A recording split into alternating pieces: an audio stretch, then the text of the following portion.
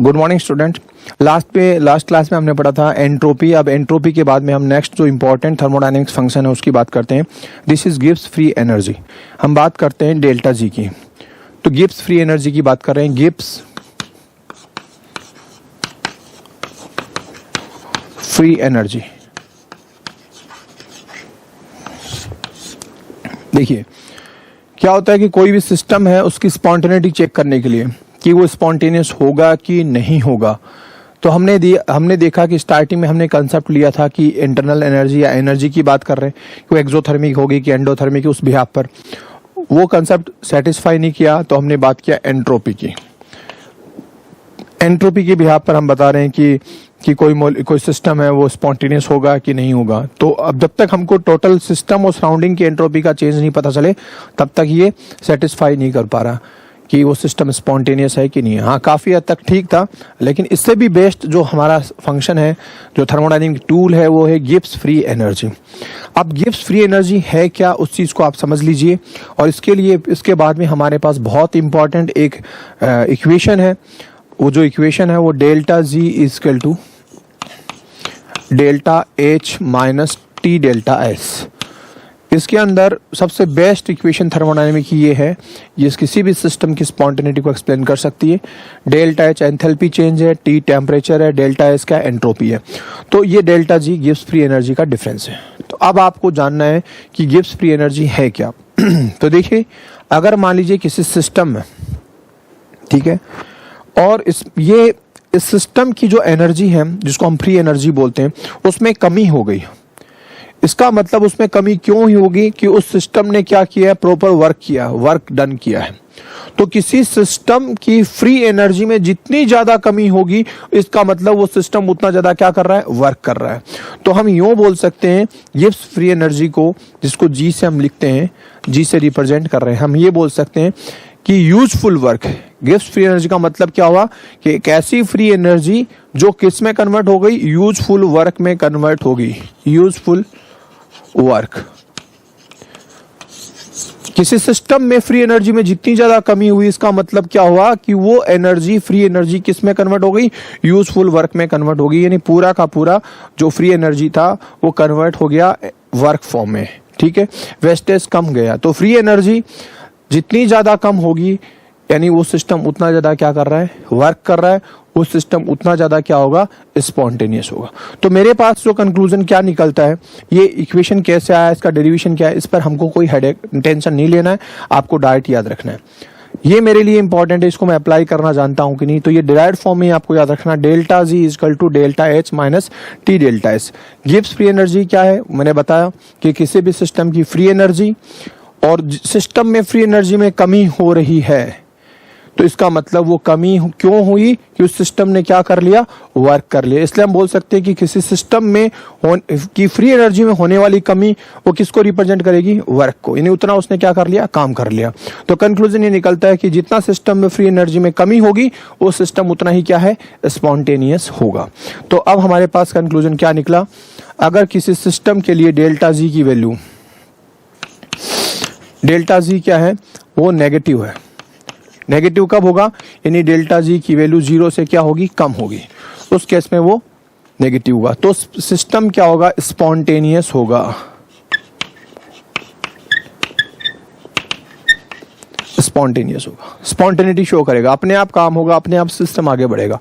अगर delta G की value positive है, यानी डेल्टा जी की वैल्यू 0 से ज्यादा है, ग्रेटर देन 0, तो वो सिस्टम क्या होगा, नॉन स्पॉन्टेनियस। Non spontaneous. और डेल्टा जी जो एंथैल्पी में चेंज हो रहा है, गिब्स फ्री एनर्जी में चेंज हो रहा है, गिब्स फ्री एनर्जी में जो चेंज हो रहा है वो 0 के बराबर है, तो समझ लेना कि वो रिएक्शन फॉरवर्ड और बैकवर्ड दोनों डायरेक्शन में जा रहा है, यानी इक्विलिब्रियम पर सेटअप है। तो उस कंडीशन में क्या होगा, सिस्टम या process will be at equilibrium. तो वो कंडीशन क्या होगी, एट इक्विलिब्रियम। इक्विलिब्रियम की कंडीशन होगी। तो हम किसी भी सिस्टम की स्पॉन्टेनिटी बताने के लिए हमारे पास जो कंक्लूजन है वो सिर्फ 3 बातें याद रखनी है आप लोगों को। वो क्या, कि डेल्टा जी की वैल्यू 0 से ज्यादा है या कम है। तो कंक्लूजन हमारे पास क्या निकला, डेल्टा जी अगर नेगेटिव होगा, जितना ज्यादा नेगेटिव वैल्यू आएगी सिस्टम उतना क्या होगा, स्पॉन्टेनियस। डेल्टा जी 0 है तो एट इक्विलिब्रियम, यानी वो रिएक्शन इक्विलिब्रियम पर चल रही है और डेल्टा जी की वैल्यू पॉजिटिव आ रही है, तो आप समझ लेना वो सिस्टम कैसा है, नॉन स्पॉन्टेनियस। बैक साइड में ज्यादा रिएक्शन हो रही है, यानी उल्टी डायरेक्शन में रिएक्शन हो रही है। ये आपको 3 पॉइंट याद रखना है। डेल्टा जी की वैल्यू जितनी ज्यादा नेगेटिव होगी वो सिस्टम, वो रिएक्शन उतनी फॉरवर्ड डायरेक्शन में प्रोसीड होगी, इजी होगी। तो ये डेल्टा जी की फंक्शंस आपको याद रखना है। तो गिब्स फ्री एनर्जी क्या है, जी क्या है, ये हमने जाना। अब ये इस रिएक्शन से हमको पता चल गया ये स्टेट फंक्शन है, इनिशियल और फाइनल स्टेट पर डिपेंड करता है। दिस इज स्टेट फंक्शन और बहुत इंपॉर्टेंट स्टेट फंक्शन है। Delta G equal to delta H minus T delta S. ये एंथैल्पी और एंट्रोपी से इस तरह से रिलेट है। अब हम इस पर कैसे याद रखेंगे, जैसे मान लो कोई रिएक्शन है कोई रिएक्शन की बात कर रहे हैं, कोई सिस्टम है उसमें एक रिएक्शन हो रही है ए प्लस, ये कन्वर्ट हो गया बी स्टेट में और इस दौरान उसने एनर्जी बाहर निकाली, एनर्जी।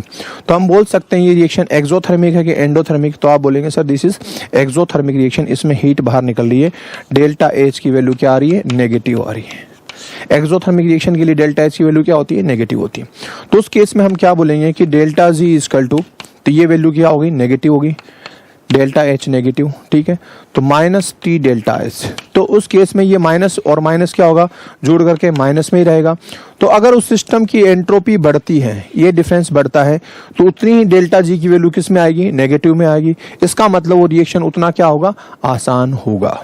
ठीक है, तो याद रखिएगा कि जब कोई रिएक्शन है जिसमें डेल्टा एच की वैल्यू नेगेटिव है, तो उस केस में अगर एंट्रोपी बढ़ रही है सिस्टम की, तो वो रिएक्शन उतना ही क्या होगा, फॉरवर्ड डायरेक्शन में, या यूं कहें उतना ही ज्यादा क्या होगा, स्पॉन्टेनियस होगा। तो इस तरह से हमको ध्यान रखना होगा। अगर मान लो मैं बात करता हूं कि रिएक्शन में डेल्टा एच की वैल्यू पॉजिटिव है, वो रिएक्शन है, कोई सिस्टम है, वो ए से बी में कन्वर्ट हो रहा है और इस दौरान वो एनर्जी एब्जॉर्ब कर रहा है, तो हम लिख सकते हैं ऐसे केस में डेल्टा एच की वैल्यू क्या होती है, पॉजिटिव होती है। तो डेल्टा जी यानी वो सिस्टम स्पॉन्टेनियस कब होगा, तो डेल्टा एच की वैल्यू, तो यहाँ पे मैं क्या लिख सकता हूँ, पॉजिटिव। इमेजिन कीजिए मैंने यहाँ लिख दिया 10। तो अब इस सिस्टम को स्पॉन्टेनियस होने के लिए जो टी डेल्टा एच फैक्टर है, ये इसकी वैल्यू 10 के क्या होनी चाहिए, 10 से क्या होनी चाहिए, ज्यादा होनी चाहिए। यहाँ पर क्या होना चाहिए, जैसे 20 होना चाहिए, 22 होना चाहिए, या यूं कहीं 12 होना चाहिए। तो 12 आया तो क्या होगा, इसकी वैल्यू कितनी होनी चाहिए, ज्यादा होनी चाहिए, तभी तो माइनस में आएगा, -2 आएगा। और अगर इसकी वैल्यू इस डेल्टा एच से कम होगी या बराबर होगी, तो डेल्टा जी की वैल्यू क्या होगी, 0 हो जाएगी, और कम हुई तो ये वैल्यू क्या होगी, पॉजिटिव होगी। और जब ये वैल्यू पॉजिटिव होगी तो हम क्या बोलेंगे, डेल्टा जी की वैल्यू पॉजिटिव आ रही है तो हम क्या बोलेंगे, हम ये बोलेंगे कि वो सिस्टम नॉन स्पॉन्टेनियस है, स्पॉन्टेनियस नहीं है। तो अब कंक्लूजन क्या निकलता है कि अगर रिएक्शन कैसे हो रही है, एंडोथर्मिक रिएक्शन है, डेल्टा एच की वैल्यू क्या है, पॉजिटिव है, तो उस केस में आपको ये वैल्यू क्या है, बढ़ाना पड़ेगा, ये फैक्टर बढ़ाना पड़ेगा। और इस फैक्टर को कैसे बढ़ा सकते हैं, या तो सिस्टम की एंट्रोपी बढ़ी हो, लेकिन एंट्रोपी का बढ़ना हमारे हाथ में नहीं है, तो हम क्या कर सकते हैं, टेम्परेचर बढ़ा सकते हैं। ये टेम्परेचर बढ़ा करके इस वैल्यू को हम क्या कर सकते हैं, पूरा बढ़ा सकते हैं। जैसे 10 था, टेम्परेचर बढ़ाया, 20 हो गया, 30 हो गया, 30, 40, 50 इस तरह से बढ़ रही है। तो जब ये वैल्यू बढ़ेगी तो ऑब्वियसली हमारी डेल्टा जी की वैल्यू किस में आएगी, नेगेटिव आएगी। तो जब डेल्टा जी की वैल्यू नेगेटिव आएगी तो हम बोल सकते हैं वो सिस्टम क्या होगा, स्पॉन्टेनियस हो गया। तो कंक्लूजन क्या निकला कि जब रिएक्शन एंडोथर्मिक है तो आपको क्या करना चाहिए, टेम्परेचर बढ़ाना चाहिए, ताकि सिस्टम क्या हो, फॉरवर्ड डायरेक्शन में ज्यादा हो, यानी स्पॉन्टेनियस ज्यादा हो। तो आप बताएंगे, कंक्लूजन निकला कि जब रिएक्शन एंडोथर्मिक है तो आप टेम्परेचर बढ़ाएंगे तो उस रिएक्शन के क्या होगा, प्रोडक्ट बनने के चांसेस क्या होंगे, बढ़ जाएंगे, क्योंकि तभी तो क्या हाई टेम्परेचर पर डेल्टा जी की वैल्यू क्या होगी, नेगेटिव होगी। ठीक है, तो डेल्टा जी को हम बहुत जगह अप्लाई करेंगे। अभी आपको सिर्फ ये 2-3 बातें बताई। अब इस डेल्टा जी की एप्लीकेशन क्या है, हम इसको कैसे कैसे यूज कर सकते हैं वो देखिए।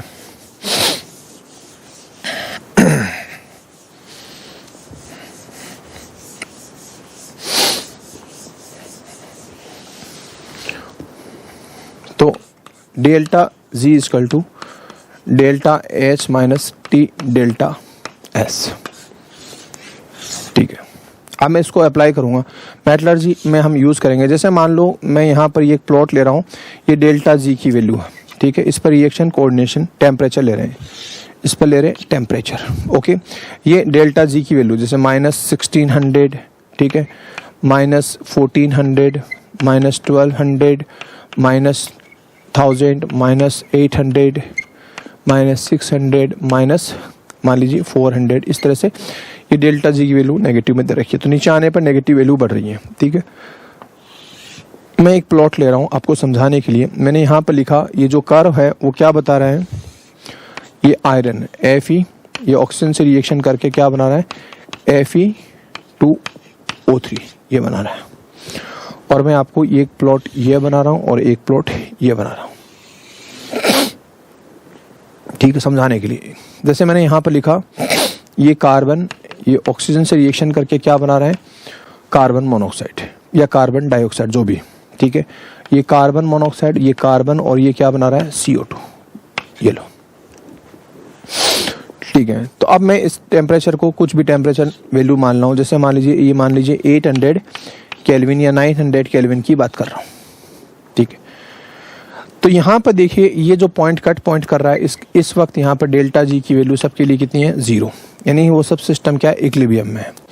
तो इस कट पॉइंट से पहले अगर मैं बात करता हूँ इसकी और इसकी, तो डेल्टा जी की वैल्यू ज़्यादा नेगेटिव किसके लिए, इस प्लॉट के लिए। इसका मतलब क्या समझे कि कार्बन का ऑक्सीजन से रिएक्शन करके कार्बन मोनोऑक्साइड बनाना आसान है, किसके कंपैरिजन में, आयरन के कंपैरिजन में। आयरन को और कार्बन को मैं रिलेट कर रहा हूँ, इसको और मैं इसको रिलेट कर रहा हूँ, ठीक है। तो मैं यहाँ पर क्या लिखता हूँ, जैसे मैंने यहाँ लिखा Fe2O3, ठीक है, प्लस क्या लिखा मैं यहाँ पर, ये किसके लिए है, कार्बन के लिए। कार्बन बिलो 8 क्या लिख रहे हैं यहाँ पर, टेम्परेचर मान लीजिए 900 केल्विन है, 900 केल्विन टेम्परेचर। 900 केल्विन टेम्परेचर से पहले की बात कर रहा हूँ, इससे पहले की बात कर रहा हूँ, ठीक है। तो यहाँ पर देखिए कार्बन का कार्बन मोनोऑक्साइड में बनना और आयरन का आयरन के ऑक्साइड में बनना, ये दो रिएक्शंस हो रही हैं। तो कौन सा आसान है इस टेम्परेचर से पहले, तो इस टेम्परेचर से पहले आप कहेंगे कि सर इस प्लॉट के लिए इसकी डेल्टा जी की वैल्यू क्या आ रही है, ज्यादा नेगेटिव है। इसका मतलब कार्बन का ऑक्सीडाइज होके कार्बन मोनोऑक्साइड में बनना ज्यादा आसान है, किसके कंपैरिजन में, आयरन का ऑक्सीडाइज होकर के Fe2O3 बनाने के कंपैरिजन में। ज्यादा आसान कौन सा है, ये वाला। This is more stable, below 900 kelvin, more stable. समझ में आया। तो यहां पर इसका मतलब ये कार्बन है, वो कार्बन मोनोऑक्साइड में क्या हो रहा है, ज्यादा स्टेबल होता है। ये क्या करेगा, इसका ऑक्सीजन लेगा, इससे छीन लेगा, इसको रिड्यूस करेगा और क्या बना देगा, कार्बन मोनोऑक्साइड। क्योंकि इसकी और इसकी स्टेबिलिटी कंपेयर करें 900 केल्विन से नीचे, तो बताइए कि कौन ज्यादा स्टेबल आ रहा है, तो आप कहेंगे कार्बन मोनोऑक्साइड ज्यादा स्टेबल आ रहा है। क्यों, क्योंकि वो क्या है, उसकी डेल्टा जी की वैल्यू ज्यादा नेगेटिव है। तो कार्बन मोनोऑक्साइड इसकी कंपैरिजन में ज्यादा क्या है, स्टेबल है। तो इस रिएक्शन को देख के हम बता सकते हैं कि कार्बन है वो एज ए रिड्यूसिंग एजेंट काम ले सकते हैं, वो आयरन ऑक्साइड को क्या कर सकता है, रिड्यूस कर सकता है। अब मैं आपसे पूछता कि Fe2O3 इसको मैं आयरन में रिड्यूस करने के लिए क्या काम में लूं, कार्बन काम में लूं या कार्बन मोनोऑक्साइड काम लूं। कंडीशन क्या है, बिलो 900 केल्विन, मान लो मैं दे देता हूं 700 केल्विन या 500 केल्विन पर। तो कम टेम्परेचर पर मुझे इसको रिड्यूस करने के लिए बेटर रिड्यूसिंग एजेंट क्या होगा, कार्बन या कार्बन मोनोऑक्साइड। देखो अगर कार्बन काम में लेता तो कार्बन इससे ऑक्सीजन छीन करके क्या बनाता, कार्बन मोनोऑक्साइड बनाता। कार्बन मोनोऑक्साइड इससे लेकर के क्या बना सकता था, CO2, which is better reducing agent below 900 kelvin. तो 900 केल्विन से नीचे इधर देखिए किसकी डेल्टा जी की वैल्यू कम है, कार्बन की। तो हम बोलेंगे carbon is better reducing agent than carbon monoxide. क्यों, क्योंकि कार्बन से कार्बन मोनोऑक्साइड बनना और कार्बन मोनोऑक्साइड से CO2 बनना 900 केल्विन के नीचे ये ज्यादा स्टेबल है, क्योंकि इसकी वैल्यू, इसका प्लॉट सबसे नीचे है, उसकी डेल्टा जी की वैल्यू औरों से क्या आ रही है, कम आ रही है। समझ में आ गया। इस तरह के डायग्राम को बोलते हैं इलिंगम डायग्राम।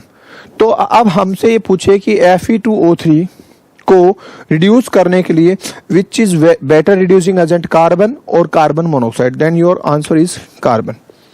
समझ में आ गया? चलिए अब मैं कंडीशन को चेंज कर रहा हूं।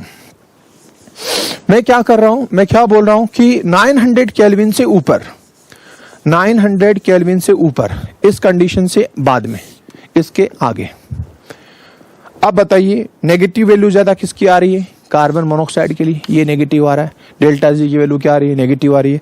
इट मींस इस टेम्परेचर के बाद के टेम्परेचर पर, एट हाई टेम्परेचर पर क्या देख रहे हैं कि कार्बन मोनोऑक्साइड का CO2 में बदलना, कन्वर्ट होना, और कार्बन का CO में कन्वर्ट होना, और आयरन का Fe2O3 में कन्वर्ट होना। इन तीनों रिएक्शन में सबसे फेसिबल, सबसे स्पॉन्टेनियस, सबसे आसानी से कौन सी होगी? तो आपका आंसर होगा सर ये। मैं पूछूंगा क्यों, तो आपका आंसर क्या होगा कि सर इस रिएक्शन के लिए डेल्टा जी की वैल्यू क्या हो रही है? ज्यादा नेगेटिव हो रही है। और जिसके लिए थर्मोडायनेमिक्स के अकॉर्डिंग हमने पढ़ा है कि जिस सिस्टम के लिए डेल्टा जी की वैल्यू जितनी ज्यादा नेगेटिव होगी उतना क्या होगा? स्पॉन्टेनियस होगा। तो अब बताइए कि मैं उसी आयरन ऑक्साइड की बात करता हूं, ठीक है। अब आओ 900 केल्विन में आयरन ऑक्साइड Fe2O3 को रिड्यूस करने के लिए, या कहूं कि इसका ऑक्सीजन छीनने के लिए क्या काम में लूं? कार्बन काम में लूं या कार्बन मोनोऑक्साइड? तो आप कहेंगे सर इस बार आप कार्बन मोनोऑक्साइड लीजिए, क्योंकि 900 केल्विन के बाद में तो डेल्टा जी की वैल्यू किसके लिए आ रही है? इस प्लॉट के लिए या इस प्लॉट के लिए? तो इसके लिए आ रही है। तो कार्बन मोनोऑक्साइड आसानी से इससे ऑक्सीजन ले लेगा और क्या बना देगा? CO2 बना देगा, और ये आयरन रिड्यूस हो जाएगा। This is the application of delta G on the basis of this diagram, or such type of diagram is called Illingham diagram. Illingham diagram. Such type of chemistry we discuss in metallurgy after 11th class. जब 12th में आप पढ़ोगे तो ऐसे हम Illingham diagram पर behalf पर हम reducing agent को select करेंगे। तो मैंने जस्ट आपको एक एप्लीकेशन बताई, क्लियर? और देखते हैं।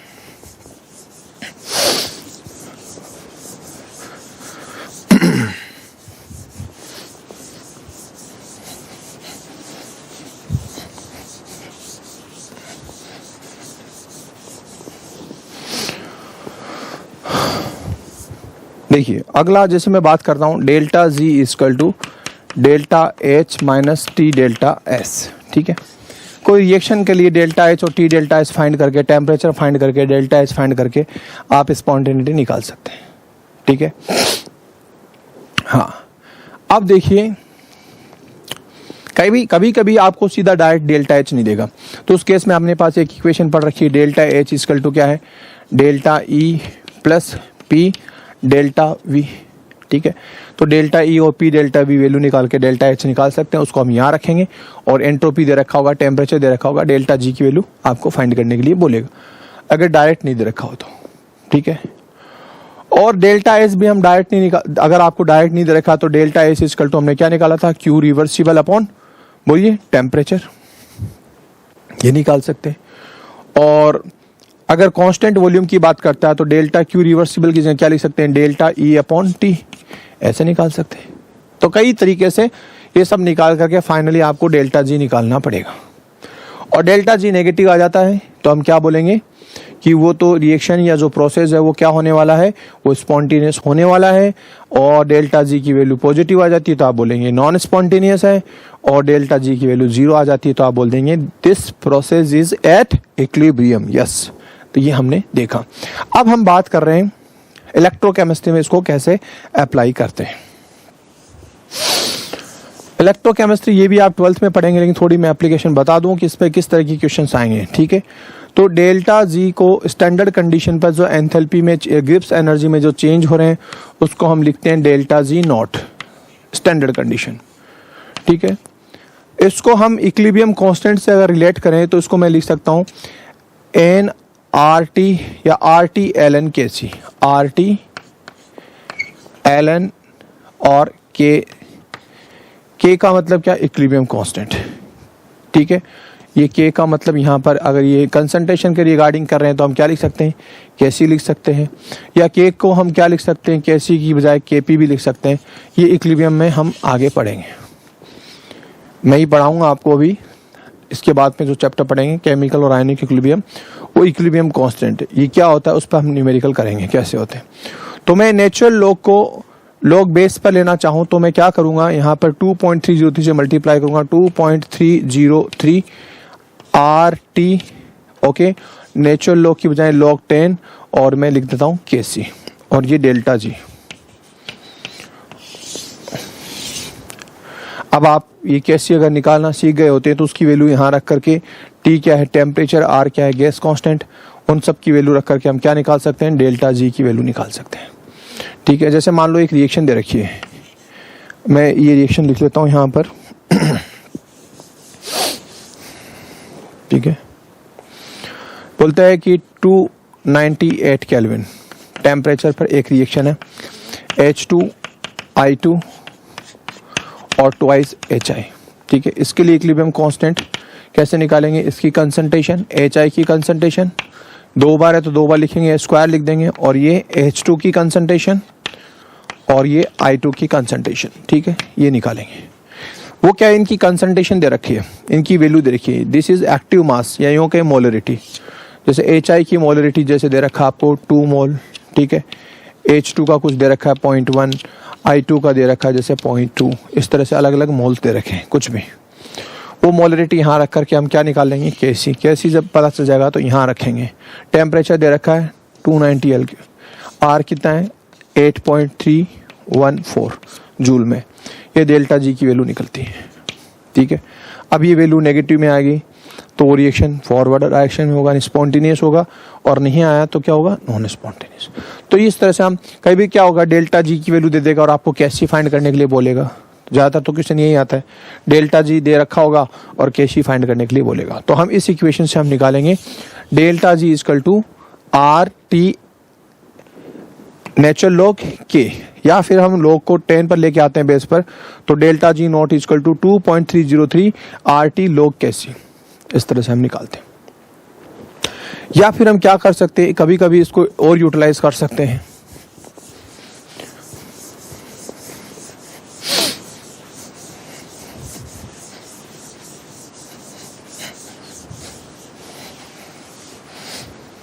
डेल्टा जी का एक standard delta G not equal to -NF E not cell. ये कोई भी सेल की बात करते हैं, उसका सेल पोटेंशियल होता है standard cell potential.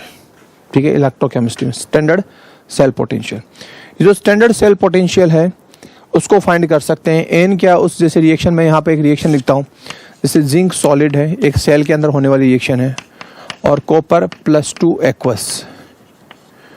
Zinc 2 electron निकालेगा और खुद ऑक्सीडाइज हो जाएगा, ZnAq +2 2 इलेक्ट्रॉन निकाले, वो 2 इलेक्ट्रॉन कॉपर एक्वस लेता है तो कॉपर सॉलिड, इस तरह से। तो यहाँ पर एन क्या है, नंबर ऑफ इलेक्ट्रॉन्स जो इसके अंदर सर्कुलेट हो रहे हैं। तो यहाँ से 2 इलेक्ट्रॉन निकल रहे हैं तो जिंक +2 बन रहा है, और वो 2 इलेक्ट्रॉन लेकर के कॉपर +2 क्या हो रहा है, कॉपर। ऐसी रिएक्शन जिसमें एक में ही ऑक्सीडेशन हो रहा है और एक में ही रिडक्शन हो रहा है, ऐसी रिएक्शन को क्या बोलते हैं, रिडॉक्स रिएक्शन बोलते हैं। और आपको पता है कि सेल के अंदर कैसी रिएक्शन होती है, रिडॉक्स रिएक्शन होती है, एक का ऑक्सीडेशन हो रहा है और एक का रिडक्शन हो रहा है, और इस पूरे रिएक्शंस में इलेक्ट्रॉन सर्कुलेट हो रहे हैं, और इलेक्ट्रॉन सर्कुलेट होते हैं सर्किट में तो इलेक्ट्रिक करंट जनरेट होता है। तो गैल्वेनिक सेल में ऐसा ही होता है कि इलेक्ट्रॉन सर्कुलेट होते हैं जिससे इलेक्ट्रिसिटी जनरेट होती है। तो यहाँ पर एन की वैल्यू क्या होगी, 2 इलेक्ट्रॉन या 2 मोल 2। ठीक है, आप लिख सकते हैं एन की वैल्यू 2, ये मोल से मतलब है यहाँ पर। और एफ क्या है, 1 मोल इलेक्ट्रॉन का जो चार्ज होता है वो क्या होता है, 96500 कूलम राउंड फिगर में। वैसे तो 96487 कूलम होता है, लेकिन राउंड फिगर में हम क्या लिखते हैं, 96500 कूलम। ये Faraday, this is Faraday constant. ठीक है, तो अब हम क्या लिख सकते हैं कि अगर मान लो आपको इस रिएक्शन के लिए इनकी वैल्यू क्या रखोगे, 2 फेराडे कांस्टेंट 96500, और मान लो इसके लिए ई नॉट सेल की वैल्यू 1.1 वोल्ट दे रखी है, तो यहाँ पर मैं क्या रख सकता हूँ, 1.1। तो ये इसको कैलकुलेट करोगे तो डेल्टा जी नॉट की वैल्यू आ जाएगी। अब ये वैल्यू जो आ रही है वो नेगेटिव आ रही है। कैसे आ रही है, नेगेटिव। तो इसका मतलब ये सेल कैसा काम करेगा, स्पॉन्टेनियस काम करेगा। ये सेल तब तक काम करता रहेगा जब तक इसकी वैल्यू क्या रहेगी, नेगेटिव रहेगी।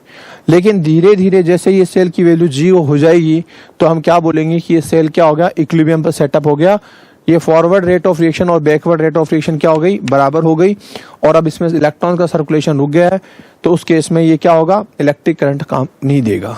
और अगर ये पॉजिटिव में आती तो आप क्या बोलते हैं कि ये सेल है ना अपोजिट डायरेक्शन में काम कर रहा है, यानी चार्जिंग मोड पे है, हम इस सेल्स में इलेक्ट्रॉन इलेक्ट्रिसिटी दे रहे हैं, न कि सेल से इलेक्ट्रिसिटी ले रहे हैं। तो डेल्टा जी के बिहाफ पर हम बता सकते हैं कि कोई सा सेल काम कर रहा है या कौन सा सेल काम नहीं कर रहा है। तो ये मैंने गिब्स फ्री एनर्जी पर कुछ आपको एप्लीकेशंस बताई, ठीक है, नोट कीजिए।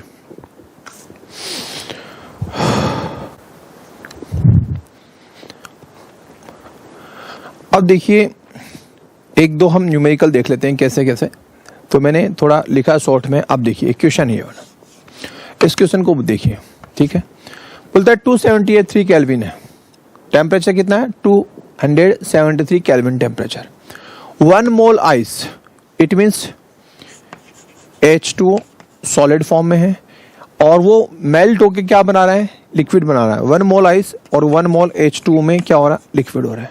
आपको पता है कि जब भी कोई फ्यूजन हो रहा है, मेल्ट हो रहा है, ठीक है, या वेपोराइज्ड हो रहा है या बॉइल्ड हो रहा है, तो उस वक्त टेम्परेचर क्या रहता है, कांस्टेंट होता है, और वो सिस्टम एक्चुअली क्या होता है, इक्विलिब्रियम पर रहता है। इस चीज को आपको ध्यान रखना, इंपॉर्टेंट पॉइंट है। फ्यूजन लिखा हुआ है, फ्यूजन लिखा हुआ है, वेपोराइजेशन ले रहा है, बॉइलिंग के लिए बोल रहा है, वेपोराइजेशन है, फ्यूजन के लिए बोल रहा है। तो फ्यूजन हो रहा है यानी मेल्टिंग पॉइंट के लिए बात कर रहा है, बॉइलिंग पॉइंट की बात कर रहा है, तो आप समझ लेना कि वो सॉलिड और लिक्विड क्या है, इक्विलिब्रियम में है। तो एट इक्विलिब्रियम में होगा। ये आप लोगों पर माइंड में फट से स्ट्राइक करनी चाहिए, ठीक है। तो बोलता है 273 केल्विन टेम्परेचर पर 1 मोल आइस है, वो क्या हो रहा है, मेल्ट हो रहा है H2O में। उस कंडीशन में जब ये सॉलिड फॉर्म में था तो एंट्रोपी कितना है, 38.20 एंट्रोपी इतनी थी, और अभी कितना है ये 60.1 इतना हो रहा है। ये एंट्रोपी है, जूल, मॉल इनवर्स और केल्विन इनवर्स। तो बोलता है कि इस दौरान जो इसका जो टेम्परेचर क्या होगा इस दौरान, या इसका एंथैल्पी क्या होगा, एंथैल्पी में चेंज क्या होगा, एंथैल्पी की बात कर रहे हैं, ठीक है। क्वेश्चन में पूछ रहा है कि एंथैल्पी क्या होगा इस दौरान। तो आपको पता है कि Gibbs free energy delta G equal to क्या लिखेंगे, delta H minus T delta S, ये लिख सकते हैं, ठीक है। अच्छा, डेल्टा जी इक्विलिब्रियम पर आपको पता है कि एट इक्विलिब्रियम पर डेल्टा जी इक्वल टू क्या हो जाता है, 0। तो हम क्या लिख सकते हैं, दिस इज 0। तो हम क्या लिखेंगे, डेल्टा H इक्वल टू इधर आते ही, तो हमारे पास इक्वेशन क्या बना, डेल्टा H इक्वल टू उधर जाते ही माइनस का क्या हो जाएगा, प्लस T डेल्टा S, ठीक है। तकरीबन एंथैल्पी दे देते, कई भी एंट्रोपी दे देते हैं, तो क्या पूछता है कितना टेम्परेचर लग रहा होगा उस वक्त, या टेम्परेचर क्या होगा, ऐसे पूछ सकते हैं। अभी एंथैल्पी पूछ रहा है, टेम्परेचर दे रखा है, तो delta H equal to temperature कितना दिया है, 273 केल्विन, 273 केल्विन। अगर 0 डिग्री सेंटीग्रेड दे रखा है तो आप उसको केल्विन में बदल सकते हैं, या जो भी दे रखा हो तो आप क्या कर सकते हैं, उसको टेम्परेचर को केल्विन में बदलेंगे। और डेल्टा एस का मतलब क्या होता है, S2 माइनस S1, बाद में कितनी होगी 60.1, ये लो राउंड फिगर में मैं 60 लिख रहा हूँ, पहले कितनी थी 38.20, ये लो 38, ये डिफरेंस आ गया, बाद में इतनी थी, पहले इतनी थी, तो अब मैं इसमें डिफरेंस करके जो भी आएगा वो क्या हो जाएगा, डेल्टा एस, ठीक है। तो यहाँ पर देखिए अगर 40 होता तो 20, तो ये 22 हो गया। तो अब मैं क्या लिख सकते हैं, delta H equal to 273 into delta S की वैल्यू आप लिख सकते हैं, यहाँ पर क्या लिखेंगे 60 माइनस 38.1 जो भी दे रखी थी, 38.2 जो दे रखी, तो 38.2 लिख देंगे, 68.1 लिख देंगे, इसका डिफरेंस कर देंगे। ये वैल्यू जो भी यहाँ पर आएगी वो यहाँ लिखेंगे और डेल्टा एच आप फाइंड कर लेंगे। तो समझ में आया न्यूमेरिकल। तो एक तो न्यूमेरिकल हम ऐसे कर सकते हैं, तकरीबन ऐसे क्वेश्चन देते हैं। दूसरा क्वेश्चन देखिए, ऐसा ही एक प्रॉब्लम और बात करता हूं मैं।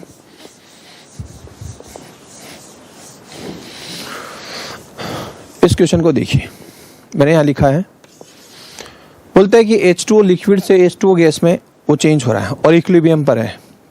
एटमॉस्फेयर कितना 1 atm प्रेशर पर H2O लिक्विड और H2O गैस इक्विलिब्रियम पर है। इस दौरान एंथैल्पी में चेंज हुआ है 120 जूल केल्विन इनवर्स, और इस दौरान एंथैल्पी में जो चेंज हुआ वो कितना है 45 किलो जूल ठीक है, चलिए ये एंट्री, अब ये इसको भी अगर मैं किलो में ले रहा हूं तो फिर मुझे इसको भी किस में लेना पड़ेगा, किलो में। चलिए मैं यूनिट सेम कर देता हूं कि ये किलो जूल में मैं यहाँ दे देता हूँ, दोनों में क्या करता हूँ, किलो जूल में कर देता हूँ। और यहाँ पर अगर मुझे जूल में लिया है तो मुझे यहाँ पे भी क्या चाहिए, जूल में चाहिए। लेकिन अगर क्वेश्चन में अगर 1 किलो जूल में 1 जूल में, तो फिर आप क्या करेंगे, जूल को किलो जूल में कन्वर्ट करेंगे या फिर किलो जूल को जूल में कन्वर्ट करेंगे। चलिए मैं इस क्वेश्चन में दोनों जूल में डाल देता हूँ, ठीक है। ये क्वेश्चन दे रहा है इक्विलिब्रियम पर है, लिक्विड किस में कन्वर्ट हो रहा है, गैस में, यानी वेपोराइजेशन हो रहा है। इक्विलिब्रियम कंडीशन बोल रहा है अगला, याद रखनी है। और इक्विलिब्रियम का सिंबल भी दिया हुआ है, प्रेशर 1 atm। इस दौरान जो एंथैल्पी में चेंज हुआ 120 जूल केल्विन इनवर्स हुआ है, और इस दौरान एंथैल्पी में कितना चेंज हुआ है, 45 जूल चेंज हुआ है। ओके, बोलता है इस दौरान टेम्परेचर में चेंज क्या है। तो अगर मैं इसको किलो जूल ले लेता हूं, इसको जूल ही रहने देता हूं और इसको किलो जूल रहने देता हूं, ठीक है। मान लो इक्वेशन मैंने ऐसा दिया था, तो पहले तो आप क्या करेंगे, इसको जूल में कन्वर्ट कर लेंगे। तो 45 जूल को किलो जूल में कन्वर्ट करना हो तो 10⁻³ यानी 1000 से आपने क्या कर दिया, मल्टीप्लाई कर दिया। तो जूल को किस में लिखेंगे, सॉरी किलो जूल में कन्वर्ट, हाँ किलो जूल को आपने जूल में कन्वर्ट कर दिया, दिस इज जूल, ये जूल में हो गया। ये 45 किलो जूल था तो हमने इसको क्या कर दिया, जूल में कन्वर्ट कर दिया। ऊपर वाला भी क्या है, जूल में है, अब कोई दिक्कत नहीं रहेगी। तो अब देखिए हमारे पास इक्वेशन क्या है, delta G equal to delta H minus T delta S, और ये इक्विलिब्रियम पर है तो डेल्टा जी की वैल्यू क्या हो जाएगी, 0, दिस इज 0, क्योंकि इक्विलिब्रियम पर डेल्टा जी की वैल्यू क्या होती है, 0 होती है। तो delta H equal to plus का टी डेल्टा एस हो जाएगा, माइनस इधर आते ही प्लस हो गया, delta H equal to T delta S. हमको क्या फाइंड करना है, टेम्परेचर। तो टेम्परेचर इक्वल टू क्या होगा, delta H upon delta S, ये हम फाइंड कर सकते हैं अभी। तो डेल्टा एच कितना है, देखिए 45 इंटू 1000, ये 45 इंटू 1000, और डेल्टा एस कितना है 120, ये लो। अभी ये दोनों यूनिट सेम है, जूल जूल में, और जो भी आना वो टेम्परेचर आ जाएगा, ये इतना टेम्परेचर किस में आ जाएगा, केल्विन में आ जाएगा, 275 केल्विन तकरीबन इतना आ जाएगा। इस तरह से हम क्या कर सकते हैं, इसको कैलकुलेट कर सकते हैं। और देखिए अगला क्वेश्चन,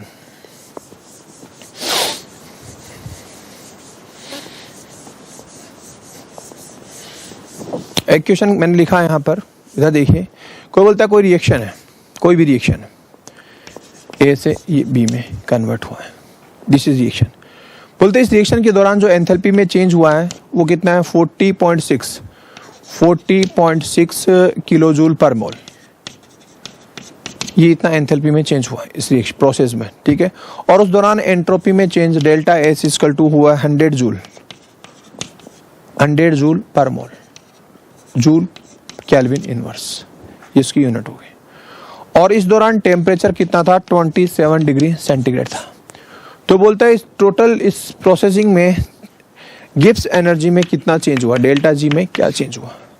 या यूं पूछे कि ये सिस्टम जो हो रहा है, जो प्रोसेस हो रहा है, वो स्पॉन्टेनियस है या नहीं है, इस तरह से आपको बताना है। तो इधर देखिए हमारे पास, ये अभी इक्विलिब्रियम की बात नहीं कर रहे हैं, तो हमारे पास जो नॉर्मल इक्वेशन क्या है, delta G equal to delta H minus T delta S, ये ओके।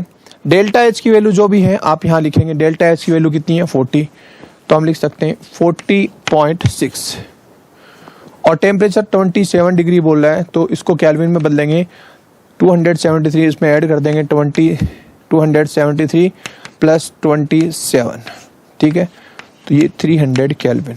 तो टेम्परेचर कितना हो गया 300, और डेल्टा एस की वैल्यू क्या बता रहा है 100 इंटू 100। तो अब हमारे पास डेल्टा जी की वैल्यू क्या है 14.6 माइनस 300 और 100 से मल्टीप्लाई किया, इतना हो गया। तो इसमें हमने क्या किया, 40 कम कर दिया, तो माइनस में जो वैल्यू आएगी delta G equal to minus जो भी वैल्यू आ रही है वो नेगेटिव आ रही है। तो बताओ ये सिस्टम स्पॉन्टेनियस होगा कि नहीं, डेफिनेटली ये सिस्टम, ये प्रोसेस स्पॉन्टेनियस है, क्योंकि डेल्टा जी की वैल्यू किस में आ रही है, नेगेटिव आ रही है। और जब जब किसी सिस्टम के लिए डेल्टा जी की वैल्यू नेगेटिव होती है तो हम बोलते हैं वो सिस्टम क्या है, स्पॉन्टेनियस है, वो प्रोसेस स्पॉन्टेनियस होगा। तो इस तरह से गैस फ्री एनर्जी पर क्वेश्चन क्रिएट कर सकता है, नोट कीजिए इसको।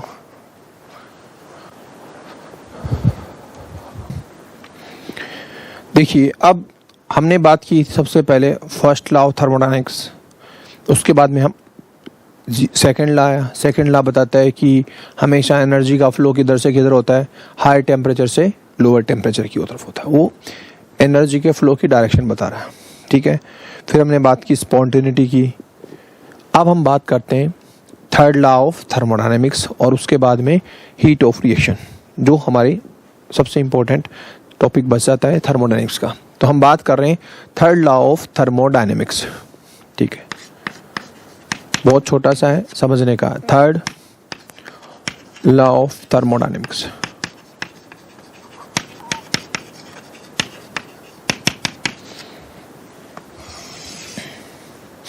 ये लॉ क्या बोलता है, इस रूल के अकॉर्डिंग क्या है, आप समझिए इसको।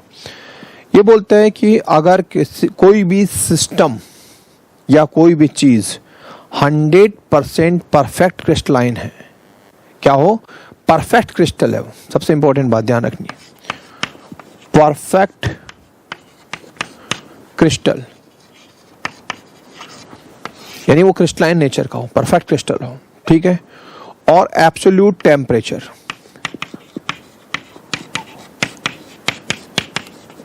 एब्सोल्यूट टेम्परेचर मतलब 0 केल्विन, या यूं कहें -273 केल्विन टेम्परेचर। इस कंडीशन पर किसी भी सिस्टम की जो एंट्रोपी में चेंज है वो कितना होगा, 0 होगा, यानी उसमें एंट्रोपी नहीं बढ़ेगी ना ही एंट्रोपी घटेगी, वो हमेशा वैसा का वैसा परफेक्ट रहेगा जैसा वो पहले था। क्या बोल रहा है ये रूल, क्या बोलता है, परफेक्ट क्रिस्टल एब्सोल्यूट टेम्परेचर पर 0 केल्विन पर, यानी -273 डिग्री सेल्सियस पर, उसमें एंट्रोपी चेंज कितना होगा, 0 होगा, उसमें रैंडमनेस बढ़ेगी नहीं, उतनी की उतनी रहेगी जितना वो पहले था। यानी कहने का मतलब वो सिस्टम खराब नहीं होगा, वो चीज खराब नहीं होगा अगर ऐसी कंडीशन है तो। समझ में आया, जो कि मुमकिन नहीं, ऐसा पॉसिबल नहीं है, ठीक है। लेकिन चलिए हम इसको मानते हैं कि ये कंडीशन ऐसा हो तो ऐसा हो सकता है। इसका मतलब क्या हुआ कि किसी भी सिस्टम का टेम्परेचर इससे नीचा नहीं जा सकता, इसका मतलब ये हुआ इससे कम नहीं हो सकता। तो अगर हम कहें कि सबसे किसी सिस्टम में जो एग्जिस्टेंस सिस्टम जो है, हम उनकी बात कर रहे हैं, जो थर्मोडायनेमिक्स के लिए हम स्टडी कर रहे हैं, सिलेक्ट कर रहे हैं, उन सब का टेम्परेचर अगर मिनिमाइज करें, कम से कम करें, तो सबसे कम कहाँ तक जा सकता है, -273 केल्विन तक जा सकता है। कुछ एक्सेप्शन जरूर है, वो आप याद रखिए एक्सेप्शन। वो कौन कौन से हैं क्रिस्टल, वो है nitric oxide, nitrous oxide, carbon monoxide, CO2, H2, ये कुछ ऐसे क्रिस्टलाइन सॉलिड हैं जो इनमें इससे भी नीचे जा सकता है। ये एक्सेप्शन अब याद रखिए, nitric oxide, nitrous oxide, carbon monoxide, carbon dioxide और H2, इनके अंदर क्या हो सकता है, इससे भी कम जा सकता है। तो वापस देखिए third law of thermodynamics, perfect crystal के लिए टेम्परेचर क्या हो, एब्सोल्यूट टेम्परेचर नहीं, -273 केल्विन डिग्री सेल्सियस हो, तो उस सिस्टम में एंट्रोपी का चेंज कितना होगा, 0 होगा, यानी एंट्रोपी कांस्टेंट रहेगी, वो बढ़ेगी नहीं। ये थर्ड लॉ ऑफ थर्मोडायनेमिक्स है, ठीक है। ये इतना ज्यादा यूज नहीं आता, लेकिन फिर भी आपने इसको देख लेना है। अब हम बात करते हैं थर्मोडायनेमिक इक्वेशन, क्या होती थर्मोडायनेमिक।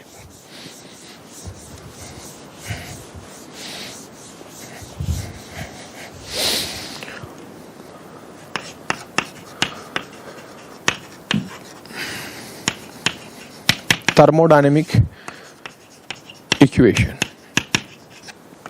देखिए, इसमें खास बात क्या होगी, ऐसी balanced equation,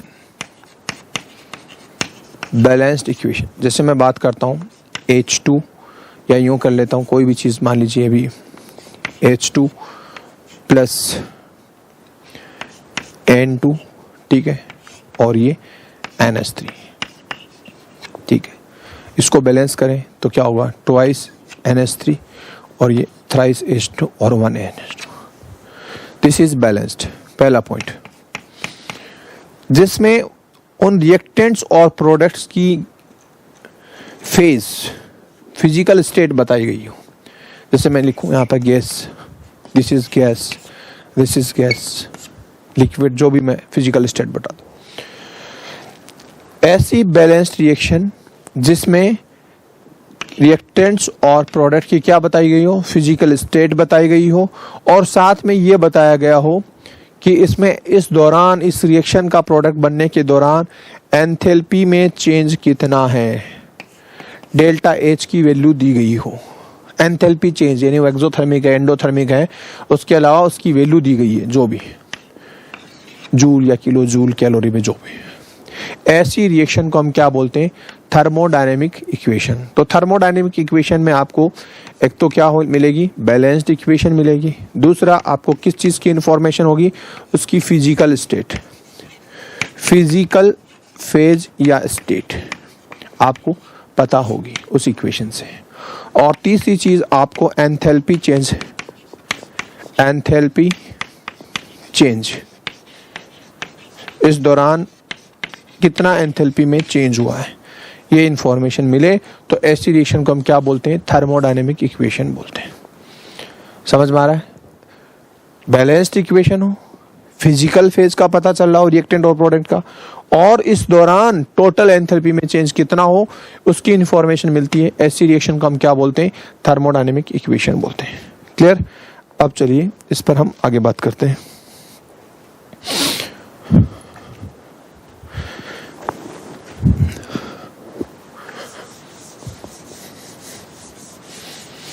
heat of reaction क्या होता है?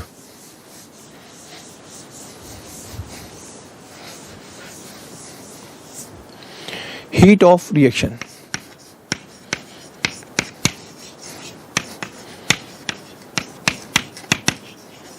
हीट ऑफ रिएक्शन किसको बोलते हैं? जैसे मान लो एक मैं रिएक्शन लिख रहा हूं यहां पर ए, ठीक है, और वो ए से किस में कन्वर्ट हो गया, बी में, और मैं बता रहा हूं कि इस दौरान ए की जो एंथैल्पी है, यहां पर एंथैल्पी, उसकी वैल्यू मान लीजिए कितनी है, 100। ए का जब सिस्टम इस ए कंडीशन पर है तो उसकी एंथैल्पी कितनी है, 100। अभी जो ए से वो कन्वर्ट होके बी में आ गया तो अब इसकी एंथैल्पी है, मैं इसको H1 लिख लूँ, इसको क्या लिख देता हूँ, H2, ठीक है, या एंथैल्पी ऑफ रिएक्टेंट लिख देता हूँ, इसको क्या लिख देता हूँ, एंथैल्पी ऑफ प्रोडक्ट, ठीक है। और मान लो ये ए किस में कन्वर्ट हो रहा है, बी और सी में कन्वर्ट हो रहा है।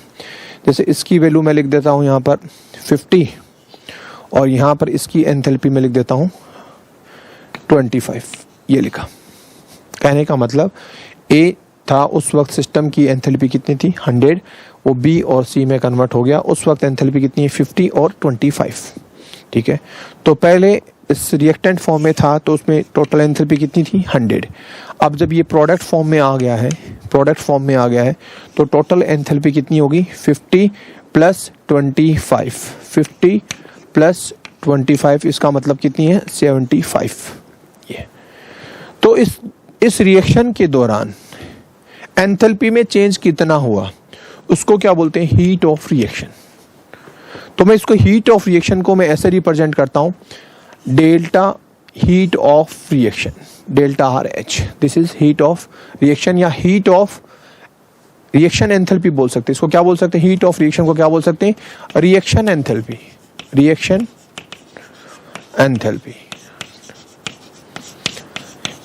कोई रिएक्शन जब चेंज हो रही है, रिएक्टेंट से प्रोडक्ट में चेंज हो रहा है, तो उसमें एंथैल्पी का कितना चेंज हुआ है, एंथैल्पी में क्या चेंजेस आ गए, बड़ी है कि टोटल एंथैल्पी घटी है, वो डिफरेंस है, उसको क्या बोलते हैं, रिएक्शन एंथैल्पी बोल सकते हैं, ये बोलते हैं। तो इसको अपन कैसे लिखेंगे, इसके लिए अगर बात कहूं कि मैं आपसे पूछूं कि बताओ इस दौरान रिएक्शन एंथैल्पी कितनी है, तो आप बोलेंगे सर पहले तो 100 थी, अब कितनी होगी, 75। तो आप बाद वाली कंडीशन H2 बाद वाली कंडीशन लिखते हैं, H2 माइनस H1 लिखते हैं ना, डेल्टा H, तो 75 माइनस 100, तो आप बोलेंगे सर इसमें -25 एंथैल्पी बाहर निकली है, हीट बाहर निकली है। तो दिस इज एक्सोथर्मिक रिएक्शन। तो हम क्या बोल सकते हैं, रिएक्शन एंथैल्पी को मैं ऐसे लिख सकता हूं, total enthalpy of summation of enthalpy products के लिए माइनस रिएक्टेंट जितने भी थे उन सब की एंथैल्पी का सम। तो इसको हम इस तरह से निकाल सकते हैं, ऐसे कैलकुलेट कर सकते हैं। Total enthalpy of products minus total enthalpy of reactant, ये डिफरेंस है, उसको क्या बोलते हैं, एंथैल्पी ऑफ रिएक्शन या रिएक्शन एंथैल्पी या हीट ऑफ रिएक्शन। समझ में आया? तो अब इस पर हम अलग अलग टाइप की है, अगर वो सब्लिमेट हो रहा है तो सब्लिमेशन एंथैल्पी, अगर कोई मॉलिक्यूल बन रहा है तो हम क्या बोल सकते हैं, फॉर्मेशन एंथैल्पी, फ्यूजन हो रहा है, फिशन हो रहा है, बॉयल हो रहा है, एक फॉर्म से दूसरे फॉर्म में ट्रांसफर हो रहा है, बॉन्ड डिसोसिएशन हो रहा है, क्या हो रहा है, उसके अकॉर्डिंग हम टॉपिक वाइज इसको अलग अलग पढ़ते हैं।